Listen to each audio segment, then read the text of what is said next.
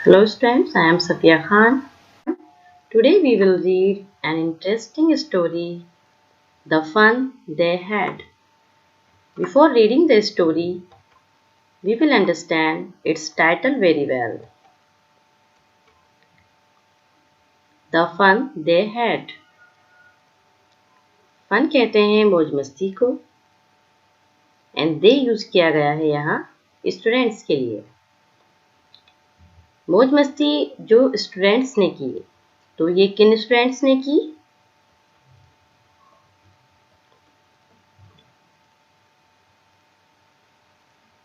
यहाँ आप देख रहे हैं these are school going students. ये स्कूल जाने वाले बच्चे हैं जो एक साथ हंसते हैं, खेलते हैं, मौज मस्ती करते हैं, खाते हैं, पीते हैं और हंसते खेलते कब पढ़ाई कर लेते हैं पता ही नहीं चलता।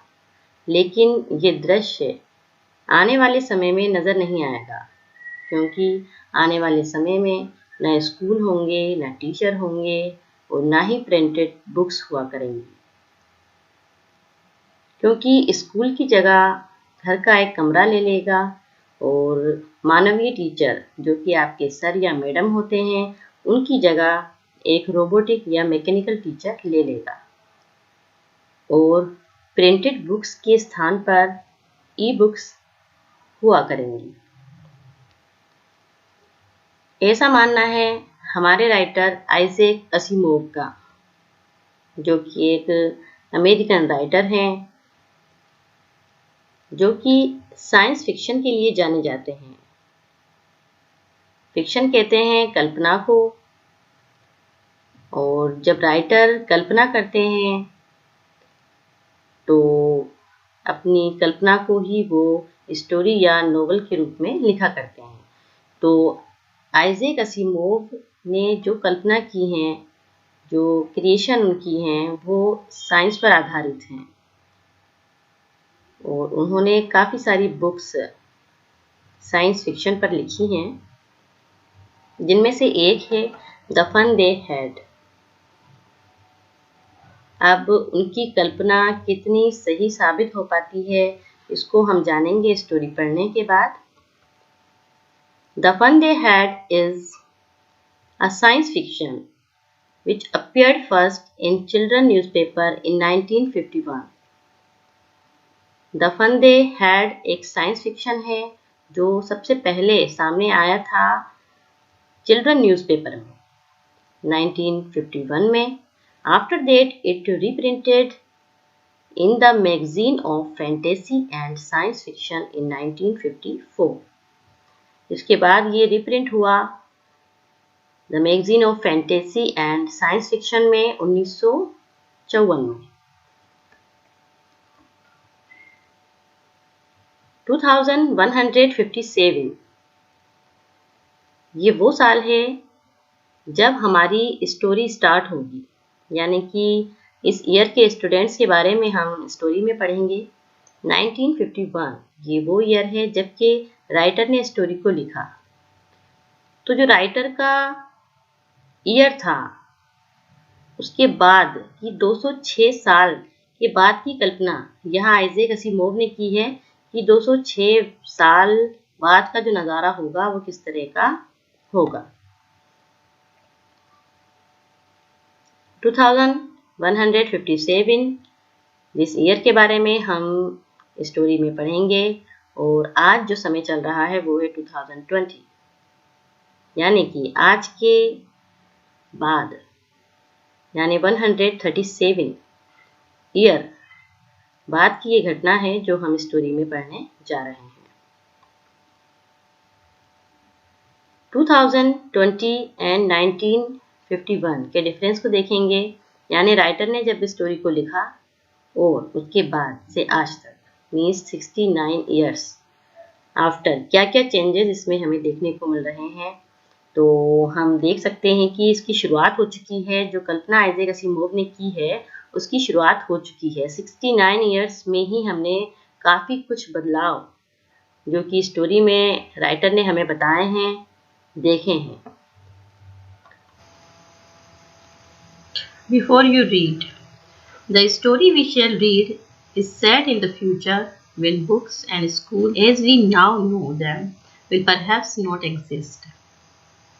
ये स्टोरी फ्यूचर से शुरू होती है, मीन्स 2157 ईयर से स्टार्ट की जाती है, जबकि बुक्स एंड स्कूल्स जिनको कि आज हम जानते हैं शायद इनका अस्तित्व नहीं होगा. How will children study then? तो सवाल ये पैदा होता है कि तब बच्चे पढ़ेंगे कैसे. The diagram below may give you some ideas. तो नीचे दिए गए डायग्राम्स में से हम आइडियाज लेंगे कि किस तरह से फ्यूचर में स्टडी हुआ करेगी. So first of all we will see virtual classes. Virtual classes उन क्लासेस को कहा जाता है जिसमें इंटरनेट के माध्यम से संसार के किसी भी कोने में किसी भी व्यक्ति या व्यक्तियों से फेस टू फेस कन्वर्सेशन किया जा सकता है, उनको देखा जा सकता है, सुना जा सकता है, उनसे बातचीत की जा सकती है. और ऑनलाइन क्लासेस भी इसी का हिस्सा हैं. और YouTube पर जो आप वीडियोस देखते हैं वो भी इसी का हिस्सा है. उसके बाद देखते हैं मूविंग ई टेक्स्ट. ई टेक्स्ट कहा जाता है जब आप कंप्यूटर पर काम करते हैं तो जो आप टेक्स्ट टाइप करते हैं उसको ई टेक्स्ट कहा जाता है. जो भी राइटिंग आप कंप्यूटर पर करते हैं उसको आप छोटा कर सकते हैं, बड़ा कर सकते हैं, मूव कर सकते हैं, डिलीट कर सकते हैं, तो इसको ई टेक्स्ट कहा जाता है. इसके बाद आता है रोबोटिक टीचर, जो कि एक मशीनी मानव है जो कि फ्यूचर में टीचर की जगह लेगा और हर घर में एक रोबोटिक टीचर हुआ करेगा जो बच्चों को पढ़ाया करेगा. अब आते हैं कंप्यूटर पर. तो कंप्यूटर तो आजकल सबके हाथ में है क्योंकि आपका मोबाइल भी एक छोटा सा कंप्यूटर है. और ये जितने भी काम हैं जो कि वर्चुअल क्लासेस, ई टेक्स्ट, रोबोटिक टीचर, ये सब कंप्यूटर के माध्यम से ही संचालित किए जाते हैं.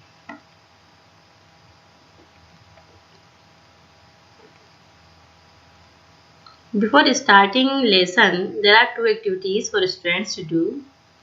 तो स्टूडेंट्स स्टार्ट करने से पहले लेसन को यहाँ 2 एक्टिविटीज़ दी गई हैं जो आपको करनी है. Number 1, in pairs discuss 3 things that you like best about your school and 3 things about your school that you would like to change. Write them down. In pairs जोड़ों में डिस्कस करना है आपको.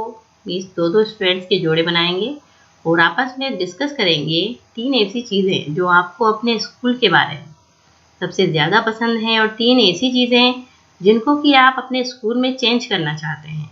इनको आप अपनी नोटबुक में लिखेंगे. एंड सेकेंड एक्टिविटी है have you ever read words on a television और कंप्यूटर स्क्रीन. क्या आपने कभी टेलीविज़न या कंप्यूटर स्क्रीन पर वर्ड्स पढ़े हैं? Can you imagine a time when all books will be on computers. क्या आप ऐसे समय की कल्पना कर सकते हैं जबकि सभी वर्ड्स कंप्यूटर पर होंगे. And there will be no books printed on paper. और कोई भी बुक कागज़ पर प्रिंट नहीं होगी. Would you like such books better? क्या आपके लिए ऐसी बुक्स ज़्यादा बेहतर होंगी?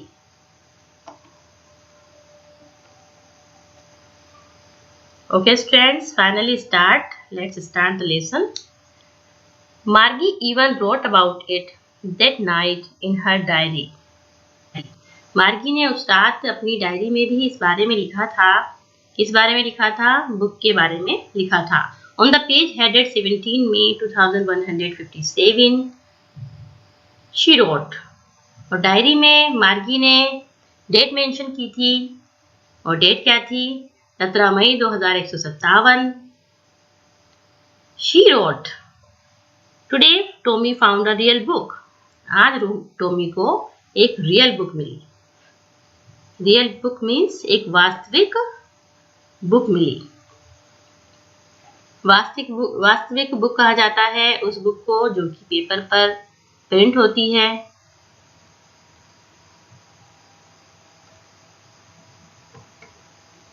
It was a very old book.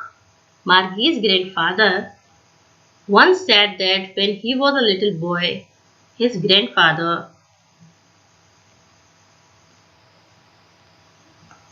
told him that there was a time when all stories were printed on paper. ये बुक कैसी थी? ये वेरी ओल्ड, ये बेहद पुरानी बुक थी।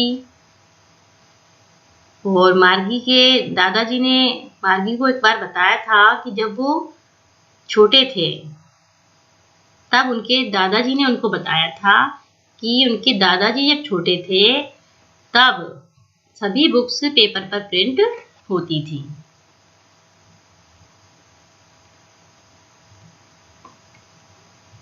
They turned the pages which were yellow and crinkly.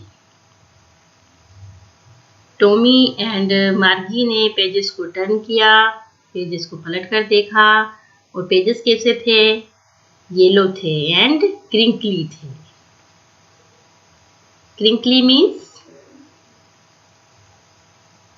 With many folds और lines, means ऐसे पेजेस जिसपे कई सारे मोड़ हों या फिर उस पर कई सारी लाइंस बन गई हों।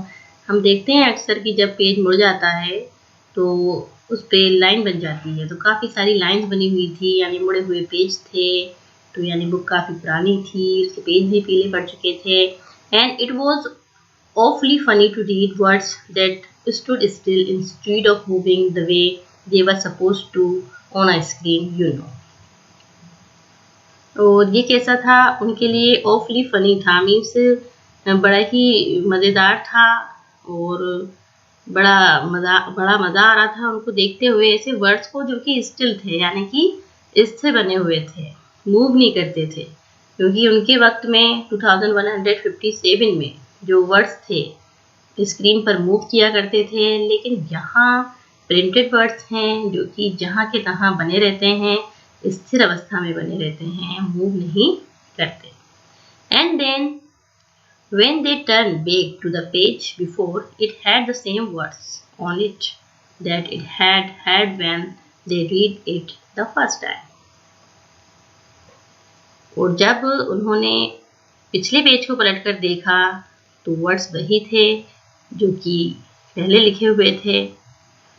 मीन्स ये आपकी स्क्रीन की तरह नहीं थे, जहाँ पर अभी आप देख रहे हैं पेज वही बना हुआ है और जब आप नेक्स्ट पेज पर क्लिक करेंगे तो सिर्फ वर्ड्स चेंज होंगे, लेकिन पेज वही बना होगा। तो जो प्रिंटेड बुक्स होती हैं वहाँ तो एक बार जो लिखा होता है वो स्टिल होता है, स्थिर होता है, चेंज नहीं होता।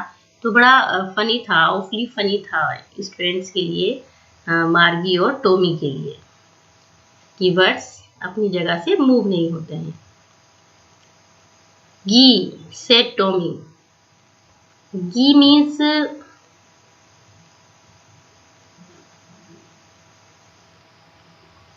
To say something with surprise, means हैरानी से किसी बात को कहना। गी सेड टॉमी, टॉमी ने हैरानी से कहा, व्हाट अ वेस्ट, ये क्या फिजूल की चीज है। When you are through with the book, जब आप बुक पढ़ लेते हैं, you just throw it away, उसके बाद आपको उसको फेंकना पड़ता है। I guess, तो यहाँ टॉमी कहता है कि जब प्रिंटेड बुक्स को पढ़ लिया जाता होगा तो उसको फेंक दिया जाता होगा, क्योंकि इतनी सारी बुक्स रखने के लिए जगह कहाँ से आएगी। Our television screen must have had a million books on it and it's good for plenty more. I wouldn't throw it away. तो यहाँ टॉमी कंपैरिजन करता है और कहता है कि जो प्रिंटेड बुक्स हैं उनको पढ़ने के बाद फेंक दिया जाता होगा क्योंकि ये स्पेस ऑक्यूपाई करती हैं, लेकिन जो टेलीविज़न स्क्रीन होती है वहाँ मिलियन बुक्स होती हैं और उसके बावजूद भी कई सारी और जगह होती है कि कई सारी बुक्स उसमें रखी जा सकती हैं और उनको मैं कभी नहीं फेंकूंगा।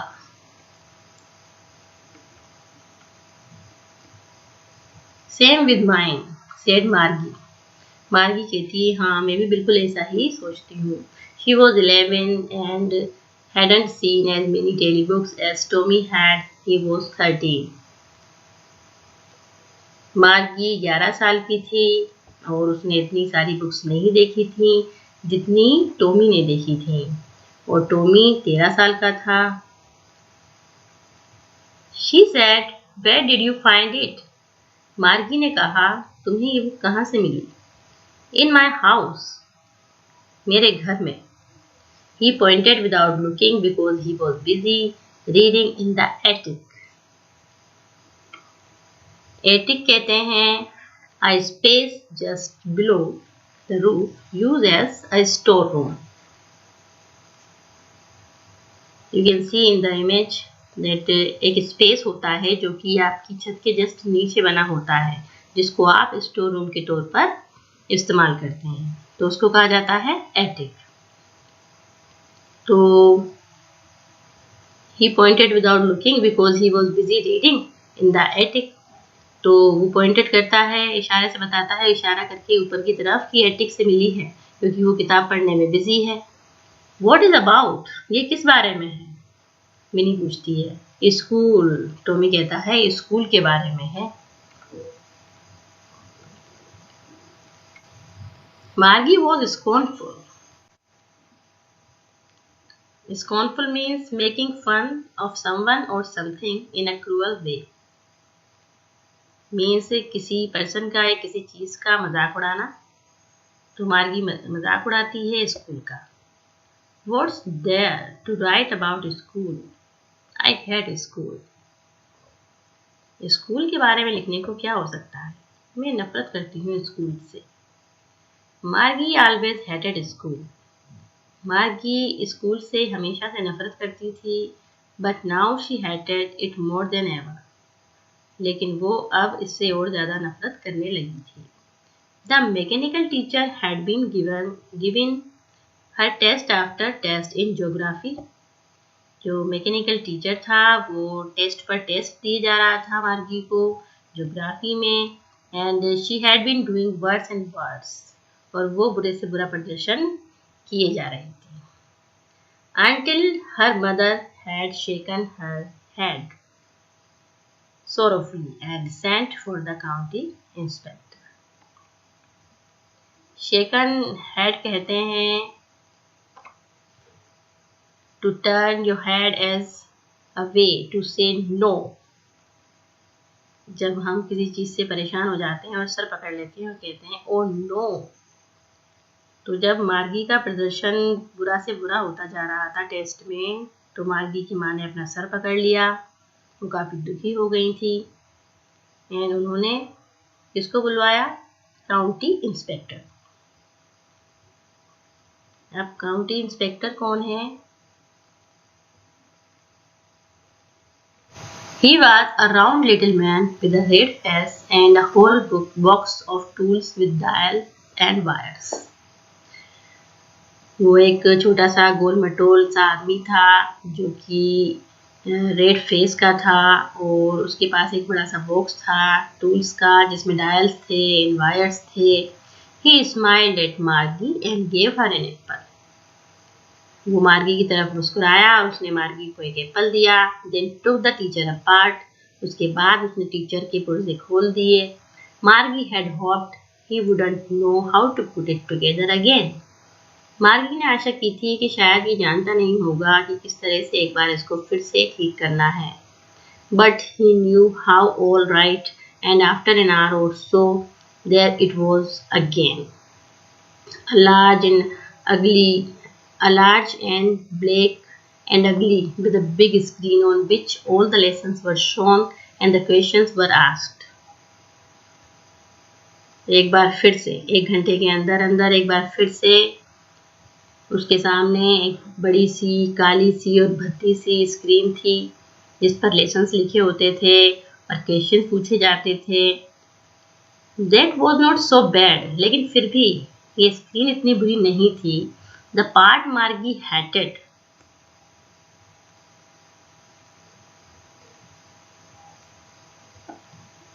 most was the slot where she had to put homework and test papers.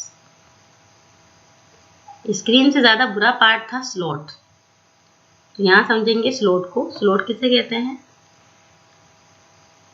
यहाँ देख रहे हैं आप memory slot, storage drive connections. यहाँ काफ़ी सारे स्लॉट्स हैं. तो स्लॉट का मीनिंग देखेंगे. First of all, a given space. एक ऐसा स्पेस जिसमें आपको कुछ फिट करना होता है। जैसे कि आप एटीएम मशीन में जाते हैं तो एटीएम लगाते हैं, वो भी एक स्लॉट है। जब आप चार्जर का पिन मोबाइल में लगाते हैं तो वहाँ भी एक स्लॉट होता है। आप पेन ड्राइव लगाते हैं, उसके लिए भी एक स्लॉट होता है। तो इस तरह से यहाँ काफ़ी सारे स्लॉट्स दिए हुए हैं जहाँ आपको कुछ फिट करना होता है। Where she had to put homework.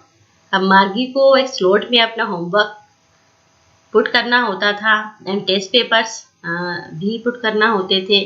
She always had to write them out in a punch code. और मार्गी को पंच कोड में अपना होमवर्क लिखना होता था। नाउ हम समझेंगे कि पंच कोड क्या होता है। अ machine operated by a keyboard for coding information bye punching holes in cards in specified patterns. एक मशीन होती है जो कि कीबोर्ड से ऑपरेट की जाती है, जिसपे कि पंच किए जाते हैं कार्ड्स पर होल करके, और उसमें उसके ज़रिए से इंफॉर्मेशन कोड की जाती है। उसको कहते हैं पंच कोड। अब यहाँ देख रहे हैं हम एक मशीन है जिसमें कीबोर्ड की मदद से इंफॉर्मेशन इंसर्ट की जा रही है।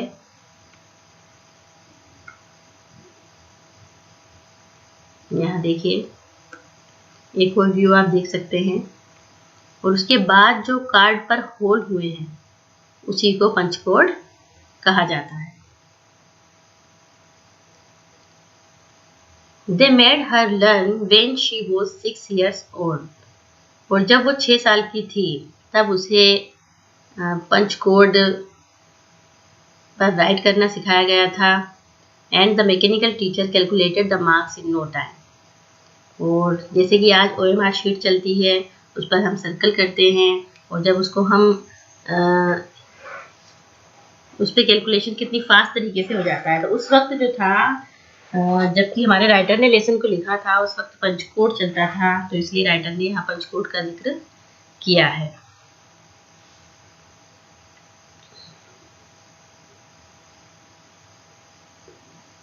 The inspector had smiled after he was finished and patted Margie's head।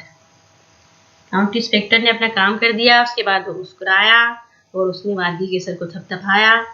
He said to her mother, "It's not the little girl's fault, Mrs. Jones।" और काउंटी इंस्पेक्टर ने मार्गी की माँ से कहा कि छोटी बच्ची का यानी मार्गी का कोई कसूर नहीं है Mrs Jones. I think the geography sector was geared a little too quick। geared कहते हैं adjusted to a particular standard और level। तो चूंकि कंप्यूटर है तो कंप्यूटर के माध्यम से सिखाया जा रहा है मार्गी को। तो रोबोट के अंदर एक पार्ट होते हैं, डिफरेंट पार्ट्स होते हैं, जिसमें से ज्योग्राफी भी एक सेक्टर था। तो वो जो था वो गियर्ड हो गया था, मीन्स थोड़ा सा फास्ट हो गया था। अब चूंकि मार्गी 11 ईयर्स ओल्ड है, लेकिन ज्योग्राफी सेक्टर थोड़ा ज़्यादा फास्ट हो गया था, तो मार्गी के लेवल से थोड़ा हाई हो गया था, तो मार्गी उसको नहीं कर पा रही थी। Those things happen sometime. County inspector कहता है कि ऐसा अक्सर मशीनें करती रहती हैं। I have slowed it up to an average 10 year level. County inspector कहता है, काउंटी इंस्पेक्टर ने कहा कि मैंने उसको स्लो कर दिया है एक 10 ईयर लेवल के according. Actually the overall pattern of her progress is quite satisfactory. या काउंटी इंस्पेक्टर ने बताया कि जो मार्गी की जो प्रोग्रेस है वो सेटिस्फैक्ट्री है, वो बहुत अच्छा कर रही है अपनी एज के according. And he patted Margie's head again. और उसने एक बार फिर से मार्गी का सर थपथपाया। मार्गी वॉज डिसअपॉइंटेड। मार्गी निराश हो गई थी। She had been hoping they would take the teacher away all together. क्योंकि उसने सोचा था कि काउंटी इंस्पेक्टर ले जाएंगे रोबोट को अपने साथ। They had once taken Tommy's teacher away for nearly a month because the history sector had blanked out completely। क्योंकि जब टॉमी के टीचर का हिस्ट्री सेक्टर ब्लैंक हो गया था, पूरी तरह खाली हो गया था, तब उसको भी रिपेयर होने के लिए भेजा गया था। तो तकरीबन 1 महीने बाद वो लौटा था। So she said to Tommy। अब यहाँ वापस अपनी बात पर आती है मार्गी और टॉमी से कहती है, Why would anyone write about school? आखिर कोई क्यों लिखेगा स्कूल के बारे में?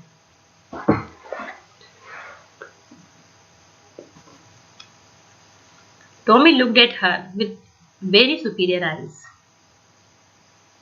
टॉमी मार्गी की तरफ सुपीरियर आइज से देखता है, because it's not our kind of school stupid. तो कहता है कि क्योंकि ये हमारी जैसे स्कूल नहीं होते थे stupid, this is the old kind of school that they had hundreds and hundreds of years ago. ये इस तरह के स्कूल थे जो कि पुराने जमाने के थे और सैकड़ों सैकड़ों साल पहले हुआ करते थे। He added loftily, pronouncing the word carefully. Loftily कहते हैं इन अ सुपीरियर वे। वो फिर सुपीरियर वे से कहता है और कहता है कि सेंचुरीज अगो, ऐसे स्कूल्स शताब्दियों पहले हुआ करते थे। मार्गी वॉज हर्ट, मार्गी दुखी हो गई थी। Well I don't know what kind of school they had all that time ago. मुझे नहीं पता कि उस टाइम वो लोग किस तरह के स्कूल रखा करते थे, उनके कैसे स्कूल हुआ करते थे। She read the book over his shoulder for a while. उसने बुक को पढ़ा, then said, anyway, they had a teacher. उनके टीचर हुआ करते थे। They had a teacher. It was a man. Tommy ने जवाब दिया, yes, उनके टीचर हुआ करते थे और वो एक इंसान हुआ करता था। Sure, they had a teacher, but it wasn't a regular teacher. It was a man. Tommy ने कहा ये कोई रेगुलर टीचर नहीं था, क्योंकि ये 2157 ईयर की बात है और उस वक्त रेगुलर टीचर एक रोबोट हुआ करता था।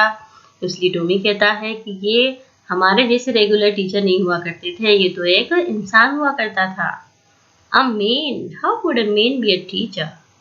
तो मार्गी कहती है एक इंसान कैसे टीचर हो सकता है? Well, he just told the boys and girls things and gave them homework and asked them questions. तो टॉमी कहता है कि यस, वो बताया करते थे लड़कों को और लड़कियों को चीज़ें और उनको होमवर्क दिया करते थे, उनसे क्वेश्चंस पूछा करते थे और एक मैन ही टीचर हुआ करता था, एक इंसान ही टीचर हुआ करता था जो कि बच्चों को पढ़ाया करता था।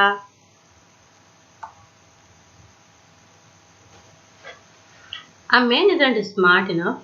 मार्गी कहती है कि इंसान इतना स्मार्ट नहीं हो सकता। Sure he is. वो होता है। My father knows as much as my teacher. Tommy कहता है कि मेरे पिता भी उतना ही जानते हैं जितना कि मेरे टीचर जानते हैं। He knows almost as much, I betcha. तो betcha means contraction that you use to express confidence. Means confidence से शर्त लगाना किसी बात पर। तो यहाँ टॉमी कहता है कि मैं शर्त लगाकर कह सकता हूँ कि मेरे पिता भी उतना ही अधिक जानते हैं जितना कि मेरे टीचर जानते हैं। मार्गी wasn't prepared to dispute that. Dispute means disagree with, means सहमत नहीं होना या बहस करना। तो मार्गी बहस के मूड में नहीं थी, बहस के लिए तैयार भी नहीं थी। She said, I wouldn't want a strange man in my house to teach me. तो उसने बस इतना कहा कि मैं किसी अनजान इंसान से अपने घर में नहीं पढ़ना चाहती। मैं कभी नहीं चाहती कोई अनजान इंसान मेरे घर में आए। Tommy scream laughter. तो टॉमी कहकर लगाकर जोर से हंसता है, यू डोंट नो मच मार्गी, तुम ज़्यादा नहीं जानती Margie. The teachers didn't live in the house. Teachers घर में नहीं रहा करते थे।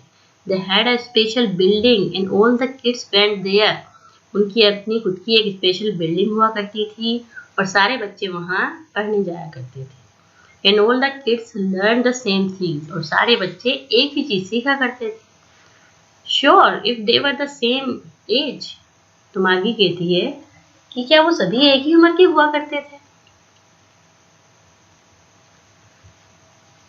But my mother says a teacher has to be adjusted to fit the mind of each boy and girl it teaches, and that each kid has to be taught differently. लेकिन मेरी माँ तो कहती हैं कि टीचर को हर बच्चे को उसकी एज के अकॉर्डिंग डिफरेंट डिफरेंट पढ़ाना चाहिए, डिफरेंटली पढ़ाना चाहिए, क्योंकि हर बच्चे का एज के अकॉर्डिंग माइंड भी अलग होता है। Just the same they didn't do it that way that. तो टॉमी कहता है वो तो ऐसा कुछ भी नहीं किया करते थे। If you don't like it you don't have to read the book. अगर तुम्हें ये पसंद नहीं है तो तुम्हें किताब नहीं पढ़ना चाहिए। I didn't say I didn't like it, मार्गी सेड क्विकली। मार्गी ने जल्दी से कहा कि मैंने कब कहा कि मुझे ये पसंद नहीं है। She wanted to read about those funny schools. वो उन फनी स्कूल्स के बारे में पढ़ना चाहती थी। They weren't even half finished when Margie's mother called Margie school. उन्होंने आधी बुक भी फिनिश नहीं की थी, इससे पहले ही मार्गी की माँ ने आवाज़ लगाई कि मार्गी स्कूल। मार्गी स्कूल का टाइम हो चुका है। मार्गी looked up.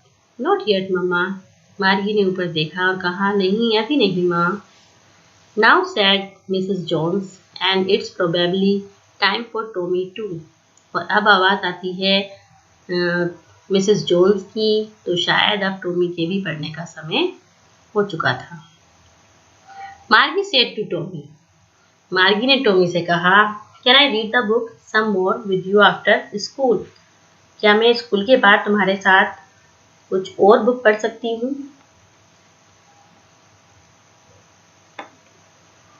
Maybe, he said nonchalantly. Nonchalantly means not showing much interest. तो मीन्स ज़्यादा इंटरेस्ट से नहीं कहता है, और वो कहता है कि हो सकता है कि हम पढ़ें।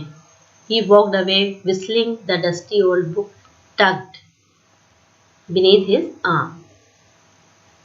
तो tuck means होता है to put something into a small space. किसी चीज़ को एक छोटी सी जगह में रखना मीन्स वो अपने बगल में किताब को दबाकर ले जाता है और सीटी बजाता हुआ निकल जाता है। Margie went into the school room. Margie school room में गई। It was right next to her bedroom, जो कि उसकी बेडरूम के जस्ट बगल में था। And the mechanical teacher was on and waiting for her. और मैकेनिकल टीचर चालू था, ऑन था एंड इंतज़ार कर रहा था मार्गी का। It was always on at the same time every day except Saturday and Sunday. और उसका जो टीचर था वो समय पर होता था हमेशा, सैटरडे और संडे के अलावा। Because her mother said little girls learn better if they learn at regular hours. क्योंकि मार्गी की माँ का कहना यह था कि छोटी लड़कियाँ या छोटे बच्चे अगर रेगुलरली एक ही समय पर डेली पढ़ते हैं तो काफ़ी अच्छा पढ़ते हैं। The screen was lit up. Screen चमक रही थी एंड इट सेड, उस पर लिखा था today's arithmetic lesson is on the addition of proper fraction. आज का arithmetic lesson addition of the proper fraction पर है। Please insert yesterday's homework in the proper slot. और यस्टरडे का यानी कि कल का होमवर्क प्रॉपर स्लॉट पे लगाएं, इंसर्ट करें।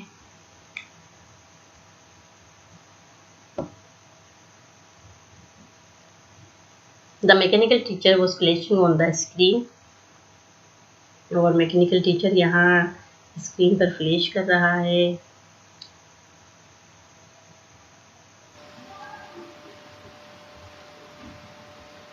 मार्गी did so with a Sai. मार्गी ने आह भरते हुए वैसा ही किया जैसा कि कंप्यूटर पर इंस्ट्रक्शन थे। She was thinking about the old schools they had when her grandfathers grandfather was a little boy. वो सोचे जा रही थी उन ओल्ड स्कूल्स के बारे में जबकि उसके दादाजी के दादाजी एक छोटे बच्चे थे। All the kids from the whole neighbourhood came. सारे बच्चे आस पड़ोस से इकट्ठे होकर स्कूल आया करते थे। Laughing and shouting in the school yard. और स्कूल के मैदान में हंसा करते थे, चिल्लाया करते थे। Sitting together in the school room. School room में एक साथ बैठा करते थे, एक साथ पढ़ा करते थे। Going home together at the end of the day. और एक साथ ही घर जाया करते थे। They learned the same things so they could help one another with the homework and talk about it. चूँकि वो एक ही चीज़ सीखा करते थे, इसलिए एक दूसरे की मदद किया करते थे होमवर्क करने में और अपने होमवर्क के बारे में बातें भी किया करते थे। तो यहाँ देख रहे हैं हम कि स्टूडेंट्स हंस रहे हैं, खेल रहे हैं, तो ये सब इमेजिनेशन कर रही है मार्गी कि वो स्कूल, जो ओल्ड स्कूल्स हुआ करते थे, वहाँ बच्चे कितना फन किया करते थे, कितनी मौज मस्ती किया करते थे, एक साथ खेला करते थे, हंसा करते थे।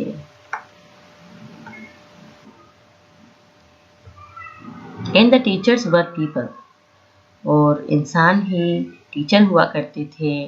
The mechanical teacher was flashing on the screen, mechanical teacher screen पर फ्लैश कर रहा था।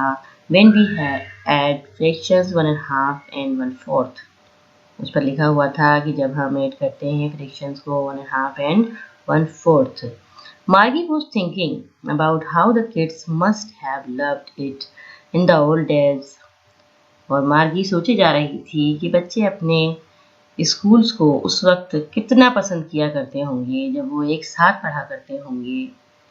She was thinking about the fun they had, और वो जो मौज मस्ती किया करते थे उनके बारे में सोचे जा रही थी कि ओल्ड स्कूल्स में बच्चे कितनी मौज मस्ती किया करते थे, वो स्कूल्स कितने अच्छे हुआ करते थे। तो ये थी आइजैक असिमोव की कल्पना, जो कि बिल्कुल सटीक साबित होती है आज के समय में और आने वाले समय में भी।